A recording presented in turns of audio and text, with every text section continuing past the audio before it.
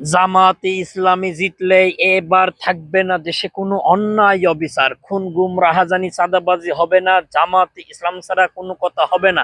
আমলীগ BNP জাতীয় party ডেকেছে, এবার দেখবো জামাতে ইসলামী। নারায়ে তাকবীর, আল্লাহু আকবার। জামাতে ইসলামী জিতবে এবার। জনগণের ব্যবসা, মা বোন নিরাপদ, জামাতকে একবার করে দেখো বিশ্বাস। দিচ্ছি না তোমাদের মিথ্যা কোনো আশ্বাস, ক্ষমতা এনে দেখো জামাত করে কি কাজ। জনগণের দুঃখ বেদনা আহাজারি মুছে দেবে এবার জামাত ইসলামী।